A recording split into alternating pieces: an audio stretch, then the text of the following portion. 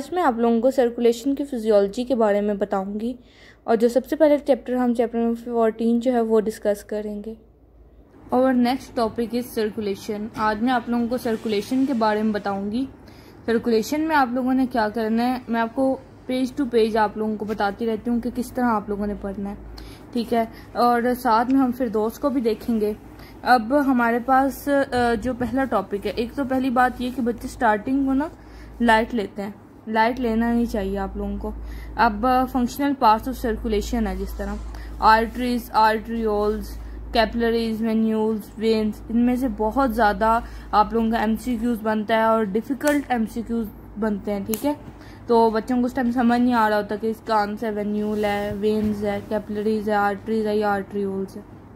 मैं आप लोगों को सजेस्ट करूंगी आप लोग फिर दोस्त से इसको पढ़ो, ये बहुत अच्छा, और एमसीक्यूज भी यहीं से आप लोगों के कवर हो जाएंगे। ये जो तीन ये वाले पॉइंट्स हैं ना, फंक्शनल पार्ट्स ऑफ सर्कुलेशन, ये आप लोग यहाँ से पढ़ लो। और उसके बाद आप लोगों ने ये वाली फिगर करनी है। ये फिगर बहुत अच्छे तरीके से करनी है आप लोगों ने।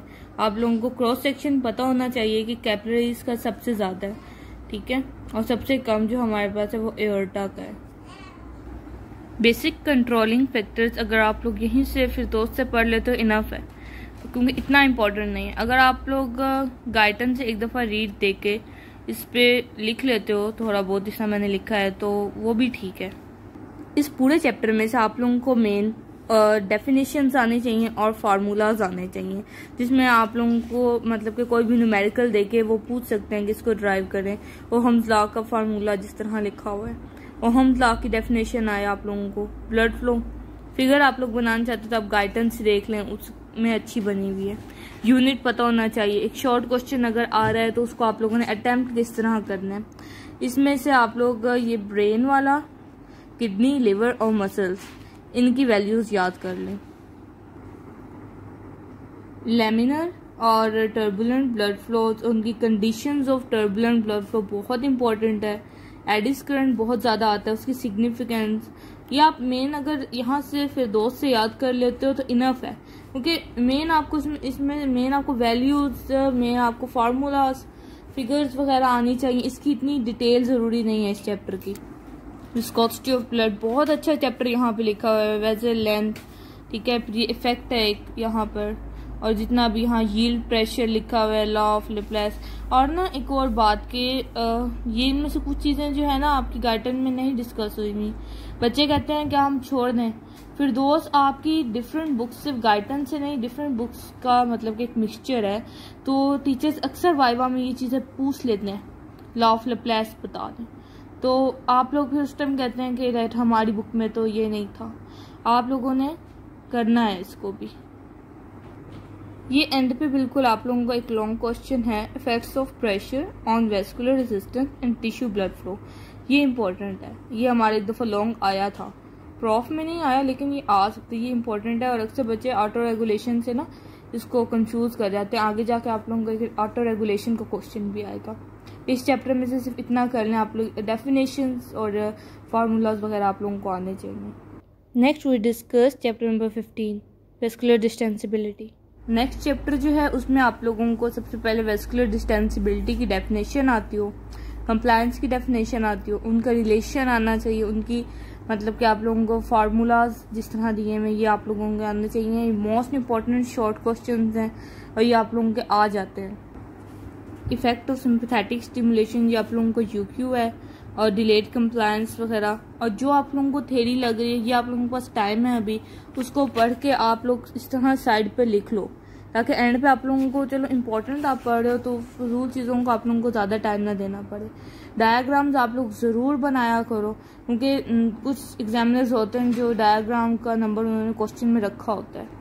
जो रेडियल पल्स वाला है इसमें आप लोग ये आप फिर दोस्त से पढ़ लो, क्योंकि ये जो है ना ये इन सूरा ये आप लोगों का मतलब कि हमारा एक दफ़ा आया था, लेकिन पहले छुड़वा दिया था हमें, लेकिन एक दफ़ा पढ़ लो जितना फिर दोस्त में लिखा हुआ है। उसके बाद आप लोगों की वेन्स एंड देयर फंक्शंस हैं, ठीक है, इसमें से इतना नहीं आता, या आप लोग मतलब कि तो पढ़ लो, तो इसमें से ऐसे नहीं आता। इसकी सबसे इम्पोर्टेंट फिगर ये है, अगर कभी एमसीक्यूज आता भी है तो यही से ही आता है।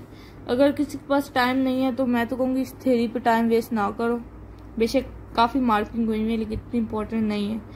15.10 जो है वो आप लोग अच्छे से देख लो, वो आप लोग कहीं से भी आपसे पूछ सकते हैं। ज़्यादातर सेजल, साइनस और फीट का पूछा जाता है। वीनस पंप और मसल पंप दोनों एक ही चीज़ है, तो इसका थोड़ा सा पता हो कि अगर डिफाइन करने को आता है तो क्या आप लोगों ने लिखना है इसके अंदर। अभी जो सबसे मेन क्वेश्चन अब आया आप लोगों का, वो आप लोगों की ये वाला क्वेश्चन है वीनस वॉल्व्स वाला, ठीक है, वेरिकोज वेन्स। इसमें आप लोगों ने क्लिनिकल है, क्लिनिकल का अटेम्प्ट करने का तरीका मैं आप लोगों को पहले बता चुकी हूँ। पैथोफिजियोलॉजी आप लोगों को डिफाइन करनी है, सिम्टम्स, कॉज और ट्रीटमेंट उसका क्या है, उसकी वजह का इफेक्ट क्या है उसका बॉडी के ऊपर, वो किस वजह से होती है लाइक दैट, और उसके वजह से कितनी पेन होती है, डेथ हो सकती है या नहीं हो सकती, उस लेवल का आप लोगों ने करना है। ये जो ब्लू बॉक्सेस हैं, हम लोगों के सीनियर्स ने हमें कहा था कि आप लोग बेशक छोड़ दें, लेकिन हमारे प्रॉफ में एमसीक्यूज आए थे इनमें से, और 3 to 4 एमसीक्यूज बाकी तो समझ लग गए थे, लेकिन जिन्होंने ये ब्लू बॉक्स की रीड किया था ना वो उनको कर पाए थे एमसीक्यूज को, वरना लोग नहीं कर पाते। एक दफा बस दे दें ताकि आपको हिंट मिल जाए कि हमने ऐसा भी कुछ पढ़ा हुआ है। ये इंपॉर्टेंट टॉपिक है, spleen as a reservoir of storing RBCs. ये उसके अंदर भी बहुत अच्छा लिखा हुआ है, फिरदौस के अंदर इस तरह ना कुछ पॉइंट्स बने हुए हैं उसके। अब फिरदौस के अंदर mean circulatory feeling pressure, mean systemic feeling pressure, ये चीज़ें हैं जो कुछ गाइडन में एक्सप्लेन अच्छे से नहीं हुई। आप लोगों की ये चीज़ें आ जाती हैं, इनका बहुत एमसीक्यूज आता है, इन दोनों का आप लोगों ने बहुत ज़्यादा गौर से पढ़ना है, बहुत ज़्यादा आ जाता है। आप शॉर्ट यहाँ से कर सकते हो, लेकिन एमसीक्यूज के लिए आपको गाइडन पढ़नी पड़ेगी। अगर किसी ने ये चैप्टर इधर से करना है तो वो कर ले, लेकिन वेरिकोज वेन है जिस तरह, ठीक है, वो इम्पोर्टेंट टॉपिक यहाँ से नहीं पढ़ने आप लोगों ने। ये हमारा एक दफ़ा एमसीक्यूज आया था, ठीक है, तो ये आप लोगों ने एक दफ़ा यहाँ से रीड देनी है। अब central venous pressure short question आ जाता है, वीनस वॉल्स आपको उधर से पढ़ने की जरूरत नहीं है। जितना भी इसमें एक्स्ट्रा भी इस चैप्टर के बारे में लिखा हुआ यहाँ से आप पढ़ें। आप लोगों के एमसीक्यूज जो हैं लेवल ऑफ ट्राइकैस्पिड वॉल्व, ये आप लोगों के होंगे। फंक्शन ऑफ स्प्लीन यहाँ से आप कर लें, ये 4 पॉइंट्स यहाँ पे बने हुए। अब चैप्टर नंबर 16 को हम डिस्कस करें। नेक्स्ट चैप्टर हमारा चैप्टर नंबर 16 है। ये आप लोगों का एमसीक्यूज और थ्योरी के लिहाज से बहुत इंपॉर्टेंट है, ठीक है। इसको आप लोग स्टार्टिंग से कुछ आप फिर दोस्त से पढ़ सकते हो। और अभी जो मैंने डार्क पर्पल से जो लाइंस लगाई हुई है ना, ये आप लोग अगर देख, मेन यही लाइंस हैं अगर आप यहाँ से पढ़ना चाह रहे हो कि, और एमसीक्यूज आ सकते हैं अगर जिन लाइन से, ठीक है। मैंने तो रीड दे के इसमें से अंडरलाइन किया, ये वही लाइन्स हैं कुछ। ये वाला इंपॉर्टेंट टॉपिक ही आपने इधर से ही पढ़ना है, इतना अच्छा फिर दोस्त के अंदर नहीं लिखा हुआ, ठीक है। उसके अलावा फिर वेजो मोशन वगैरह आ जाता है, ये आप लोग देख लें, यहाँ पर भी आप लोग लाइंस देख लें।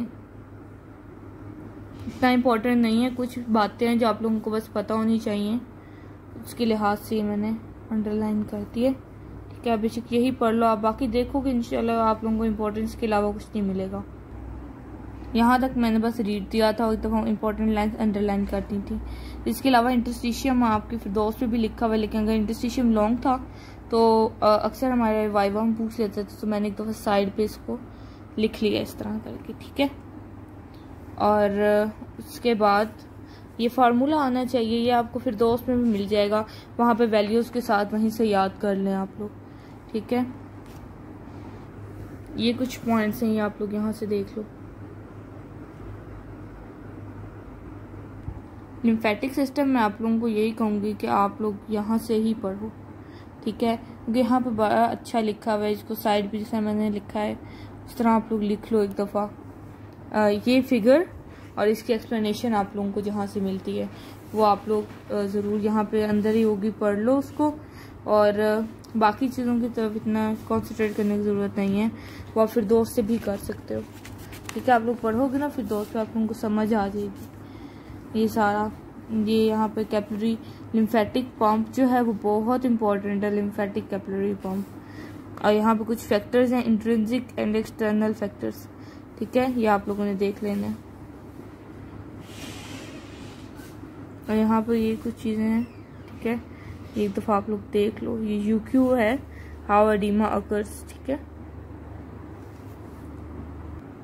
ये फिर दोस्त में वेजो मोशन लिखा हुआ है, ये भी अक्सर आ जाता है, आप लोगों को आना चाहिए। Factors that promote the lymph flow, ये यहाँ पे ज़्यादा लिखे हैं, तो यहाँ से भी आप कर सकते हैं फिर दोस्त से। And now we will discuss chapter number 17 blood flow. अगला चैप्टर नंबर 17 है। पिछले चैप्टर जो हैं वो आप लोग फिर दोस्त से कर सकते हो, ठीक है। और जो मैंने important question like varicose vein वगैरह बताए, उनकी थ्योरी के लिए आप गाइटन पढ़ लो। लेकिन चैप्टर नंबर 17 मैं आप लोगों को कहूँगी कि आप गाइटन से ही सिर्फ इसको रीड करो, क्योंकि इसमें से यहाँ से MCQs आते हैं आप लोगों की। इसमें थ्योरीज हैं, वेजोडाइलेटर थ्योरी है जिस तरह, ठीक है, ऑक्सीजन डिमांड थ्योरी है। इतना अच्छा नहीं लिखा हुआ फिर दोस्त के अंदर। इस चैप्टर को आप फिर दोस्त से भी पढ़ो और गाइटन से भी। जिन बच्चों ने आप सर्कुलेशन ज़्यादा लंबा है तो आप लोग सिर्फ बाकियों के इंपॉर्टेंट क्वेश्चन जो है गाइटन से पढ़ो, बाकी फिर दोस्त से इस चैप्टर को पूरा आप लोग गाइटन से ही पढ़ो, ठीक है। आप थ्योरीज को साइड्स पे लिख लो एक दफ़ा, ठीक है। और इस टॉपिक में से भी आप लोगों के MCQs आ सकते हैं, ठीक है। ये वाली फिगर जो है या आप बहुत अच्छे से एक दफ़ा इसको देख लो आप लोगों को, फिर आप थ्योरी पढ़ो, आप लोगों को बहुत आसानी से सारी थ्योरी याद हो जाएगी। एंडोथेलियन, इसमें से MCQs आते हैं, ठीक है, इस चैप्टर में से, इसलिए मैं आप लोगों को यही रिकमेंड करूँगी इस पूरे चैप्टर को आप लोग रीड कर लो। और ये वाला, इसको आपको पढ़ने की कोई ज़रूरत नहीं है, आप लोग सिर्फ ये देखो और आप लोग 17.8 की एक्सप्लेनेशन कर लो, आप लोगों को टॉपिक कवर हो जाएगा। हार्मोनल कंट्रोल जो है, इसमें सिर्फ हार्मोन्स के नाम आना चाहिए आप लोगों को, इसकी डिटेल आप लोगों ने नहीं करनी, ठीक है। And now we will discuss chapter number 18 nervous regulation. Next chapter number 18 है। इसमें से मस्ट एक SAQ आता है और 3 से 4 MCQs बनते हैं। इसमें मैंने कुछ लाइंस लगाई हुई हैं, वो आप लोगों को मैं दिखा देती हूँ। गाइटन में से सबसे पहले मैं आप लोगों को दिखा देती हूँ। ये कुछ लाइंस आप लोग कर लो, ये लाइंस कर लो, जो लाइंस दिखा रही हूँ वो आप ज़रूर करो, ठीक है। यहाँ से ये MCQs आ सकते हैं, यहाँ से ये।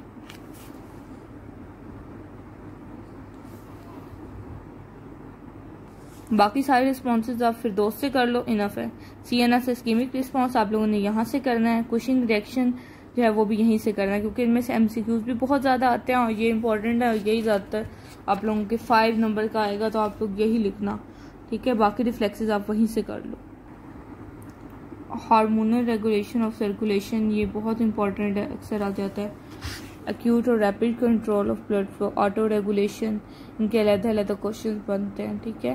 कि ऑटो रेगुलेशन की थ्योरीज बताएं, rapid control of local blood flow की थ्योरीज बताएं, एंडोथेलियल ड्राइव रिलैक्सिंग फैक्टर बताएं।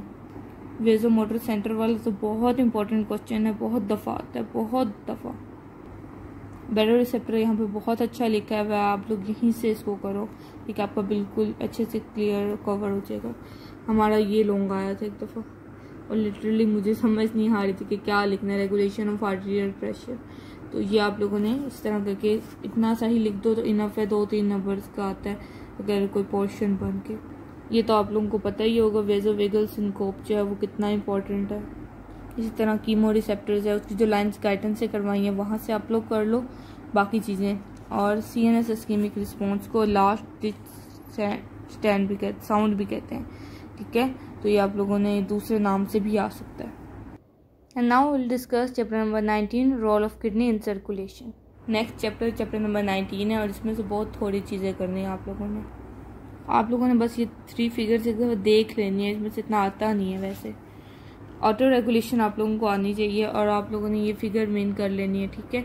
तो आप लोगों को ये कवर हो जाएगा। आपको फिगर आनी चाहिए मेन, आपको जब थ्योरी भी आती है तो आप लोग यहीं से ही लिख रहे होते हो। क्रॉनिक हाइपरटेंशन, ये इंपॉर्टेंट है, ये आप लोग यहाँ तक ऊपर तक पढ़ लो। मेन चीज़ यहाँ से स्टार्ट होती है, ठीक है। Rennin angiotensin system most important है। इसके अंदर थोड़ा गंदा लिखा हुआ है लेकिन इसका ना डायरेक्ट और इनडायरेक्ट करके आप लोगों ने लिखना है, ठीक है। तो एक होगा लॉन्ग टर्म और एक होगा शॉर्ट टर्म के लिहाज से। लेकिन मैंने इसको एक दफ़ा रीड किया और मैंने यहाँ पर इसको क्लियर करके एक दफ़ा लिख लिया। फिर उसके ये बहुत आसान है, आप लोगों ने बस इसको फिर एंड पे देखना ही है। आप लोग इस तरह करके लिखोगे तो आप लोगों ने एंड पे प्रॉफ में बहुत आसानी से तैयारी हो जाएगी। Role of renin angiotensin system, इसकी ये वाली आप लोगों ने करनी है। यहाँ से आप लोग कुछ लाइंस कर लो, ठीक है। ये जो मैंने मार्क किए हैं ना, ये आप लोग मार्क कर लो यहाँ से।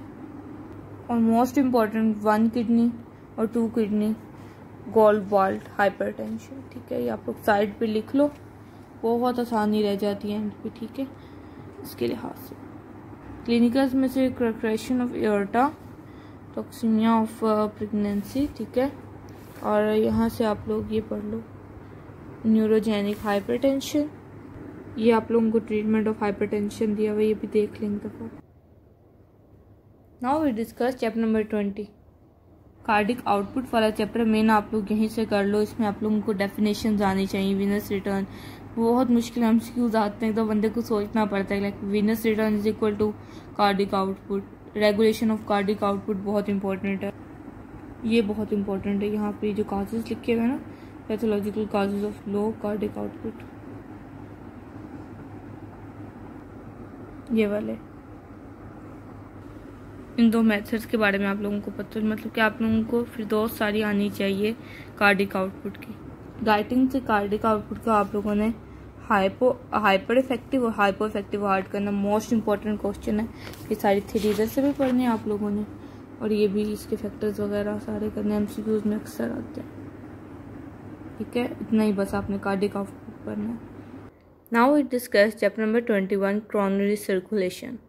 चैप्टर आप लोगों कोरोनरी सर्कुलेशन है। आप लोग देख रहे हो ज़्यादातर आप लोग अगर फिर 2 से ही पढ़ रहे हो तो आप लोगों को कंप्लीट हो रहा है। बाकी गाइडन मैं आप लोगों को साथ साथ दिखा रही हूँ। ठीक है, मैकेनिज्म ऑफ वेज़ोडाइलेशन जो है ये आप लोगों ने गाइडन से भी साथ करना है।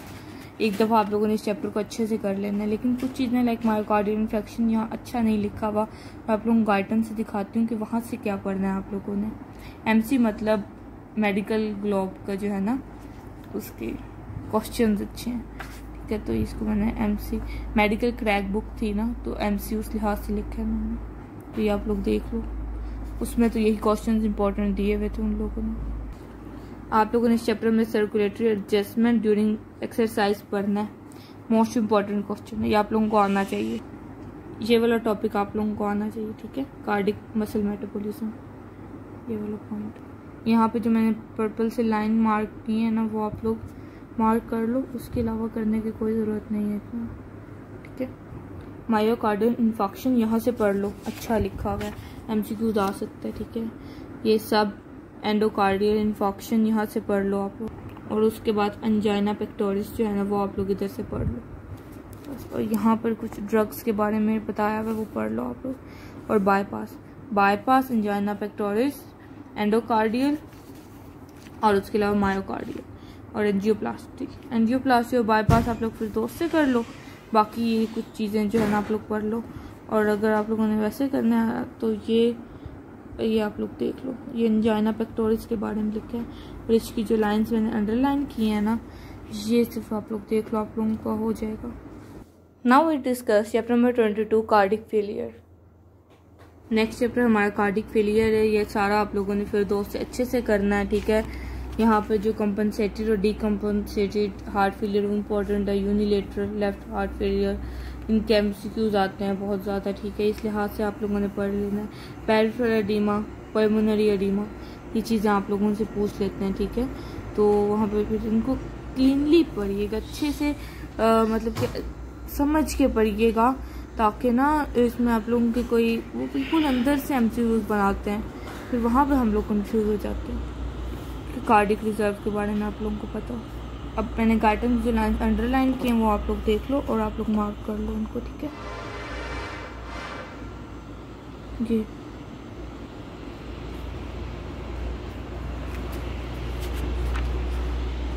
ये इसमें से आप लोगों ने कुछ नहीं करना। ठीक है, पल्मोनरी एडीमा भी फिर 2 से, पेरिफेरल एडीमा यहाँ से पढ़ लीजिएगा थोड़ा सा इस तरह। यहाँ देखो, ये मैंने लिखा हुआ है, किसी ने लिखना है तो यहाँ से लिख लो।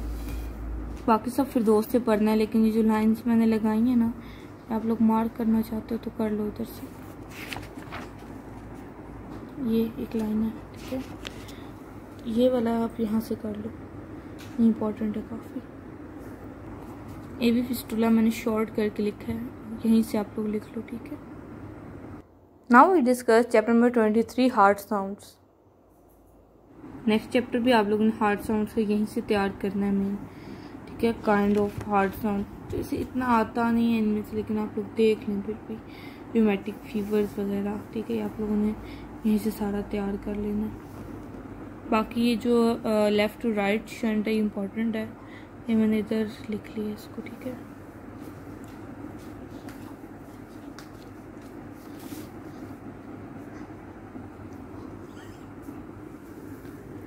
और फिर राइट टू लेफ्ट शंट, ये कुछ लाइंस हैं, ये आप लोग अंडरलाइन कर दो, ये आप लोग इधर से ही करना। ये साइड पे जो ये मैंने लिखा हुआ है ना, ये इसका लिखा हुआ है। Now we discuss chapter. Next chapter हम लोगों का सर्कुलेटरी शॉक है, बहुत इंपॉर्टेंट चैप्टर है, ठीक है। यहाँ से भी आप लोग ना लाइंस लगा लो, एक बार लाइंस आप लोग बस एक दफ़ा देख लेना, बाकी अपनी तसल्ली के लिए तो पढ़ना है तो पढ़ लेना बेशक से। स्टेजेस ऑफ शॉक, बहुत दफ़ा शॉर्ट क्वेश्चन आ जाता है। प्रोग्रेसिव शॉक, इसका आप लोग नोट्स बनाइएगा, ये पे एंड पे नहीं हो पाता। नॉन प्रोग्रेसिव शॉक, ठीक है। प्रोग्रेसिव शॉक आप लोगों को आना चाहिए। ये टेबल बहुत इंपॉर्टेंट है, आप लोगों ने करना है। MCQs आते हैं इसमें से, आप लोग स्टार्ट में भी इसको पढ़ लोगे ना तो बहुत चीज़ें यहाँ से MCQ सर बना लेते हैं। ये लाइन्स हैं जो आप लोग देख लो, इसमें से बस थ्योरी के लिहाज से तो इतना नहीं है, लेकिन ऐसे ही बस एक दफ़ा पढ़ लो इसको। यहाँ पे एक शॉक लंग सिंड्रोम लिखा हुआ है यहाँ पे, ये ठीक है, इसको आप लोग देख लो एक दफ़ा। एंड पे इतना वैसे होता है तो नहीं, रिवर्सिबल इरिवर्सिबल शॉक पढ़ो, लेकिन ये ना आप लोगों ने छोड़ना नहीं है बिल्कुल भी।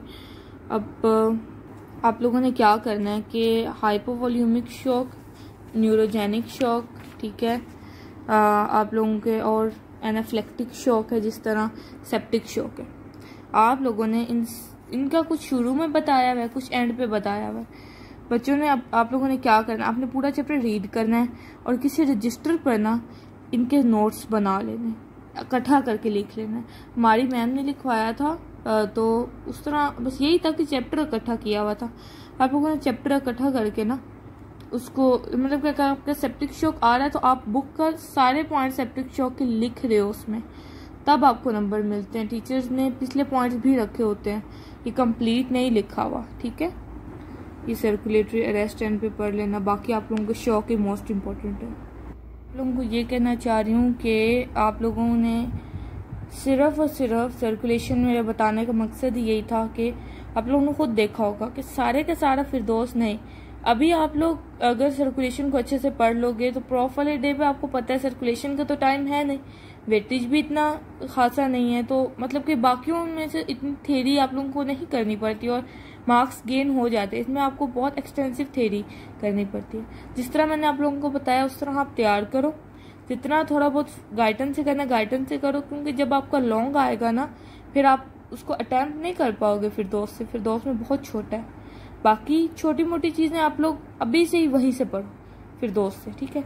मेन जो क्वेश्चन हैं लाइक शॉक्स हैं, आप लोगों के कुछ वो वाले लाइक वेज़ोडायलेटर थ्योरीज हैं, वो सब कुछ, और वेरिकोज वेन वाला क्वेश्चन है। मेन जो मोटे मोटे क्वेश्चन हैं आप लोगों की किडनी कोलबाल्ट वाला, ठीक है, रेनिन एंजियोटेंसिन वाले क्वेश्चन जो आपको उनको पता है कि क्वेश्चन आ सकते हैं, वो आप लोगों ने कभी भी फिरदौस से नहीं करना। बाकी सब कुछ आप फिरदौस से करो।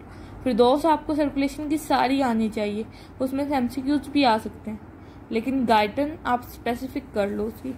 बाकियों का जिस तरह मैं आप लोगों को बता रही हूँ वैसे करो, इंशाल्लाह आप लोगों का पेपर बहुत अच्छा हो जाएगा। आज का टिकी पैक ये है कि हर एक्सपर्ट कभी ना कभी बिगनर रहा होता है। अगर आप जब स्टार्ट करेंगे तो एक वक्त आएगा आप एक्सपर्ट हो जाएंगे। थैंक यू, अल्लाह हाफिज़।